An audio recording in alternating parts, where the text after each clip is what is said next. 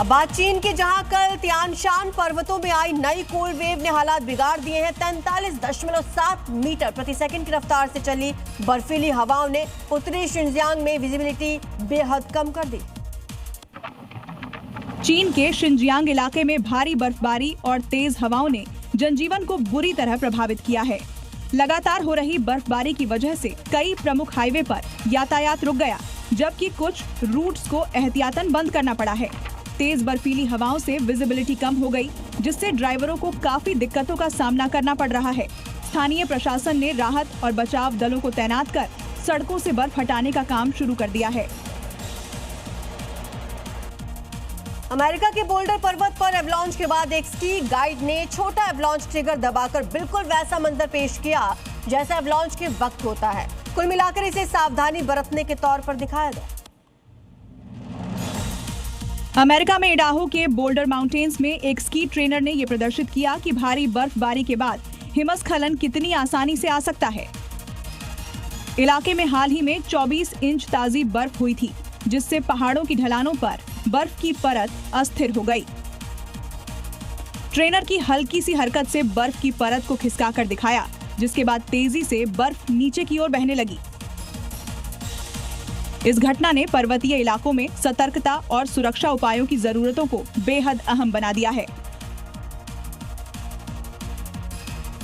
रूस के mount Elbrus के स्की रिसोर्ट पर एवलांच निरोधक अभियान चलाया गया। भारी बर्फबारी के बाद विशेषज्ञों ने तोप से नियंत्रित विस्फोट किए, छोटे एवलांच ट्रिगर किए ताकि बड़े हादसे को रोका जा सके।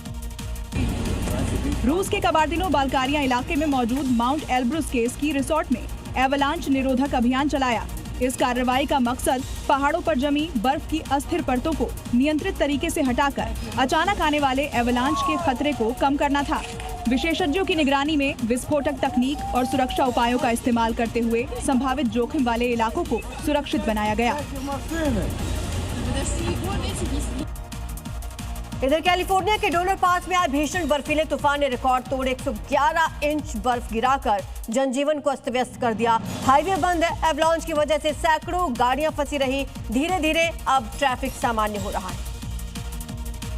अमेरिका के कैलिफोर्निया में डोनर पास में इस हफ्ते भारी बर्फबारी ने जनजीवन को बुरी तरह प्रभावित किया है। लगातार होती बर्फबारी की वजह से सड़कें फिसलन भरी हो गईं और यात्रा बेहद खतरनाक साबित हो रही है। पिछले कुछ दिनों में कई गाड़ियां बेकाबू होकर फिसल गईं, जिससे ट्रैफिक पूरी तरह रुक गया। यात्रियों को भारी परेशानी उठानी पड़ रही है। हालांकि राहत की बात यह है कि इस वीकेंड पूरे कैलिफोर्निया में मौसम शांत है। इधर अमेरिका से तनाव के बीच ईरानी नौसेना ने अपनी मिसाइल का समुद्री संस्करण पहली बार दागा। ये टेस्ट बढ़ते ईरान अमेरिका तनाव, न्यूक्लियर वार्ताओं और क्षेत्रीय शक्ति प्रदर्शन के बीच सामरिक संदेश माना जा रहा है। इस्लामिक रिवॉल्यूशनरी गार्ड कोर की नौसेना ने होर्मुज जलद मरुमध्य में उन्नत एंटी एयर मिसाइल लॉन्च का अभ्यास किया है। ये सैन्य ड्रिल ऐसे वक्त में की गई है जब अमेरिकी super carrier USS Gerald R Ford भूमध्य सागर इलाके में प्रवेश कर चुका है। माना जा रहा है कि इलाके में बढ़ती सैन्य हलचल के बीच ये शक्ति प्रदर्शन रणनीतिक संदेश देने की कोशिश है।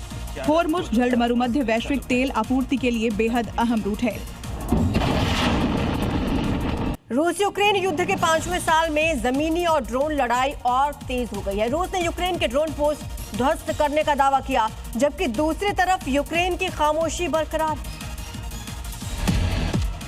रूस ने दावा किया है कि उसकी सेना ने यूक्रेन के ड्रोन कंट्रोल पोस्ट को निशाना बनाकर उन्हें ध्वस्त कर दिया है। रिपोर्ट्स के मुताबिक क्रास्नी लिमान दिशा में रूसी सैनिकों ने अत्याधुनिक T-90M प्रोरिव टैंक का इस्तेमाल किया। रूस का कहना है कि इस कार्रवाई के जरिए यूक्रेनी ड्रोन ऑपरेशन को बड़ा झटका दिया गया है। हालांकि यूक्रेन की ओर से इस दावे की स्वतंत्र पुष्टि नहीं हुई है।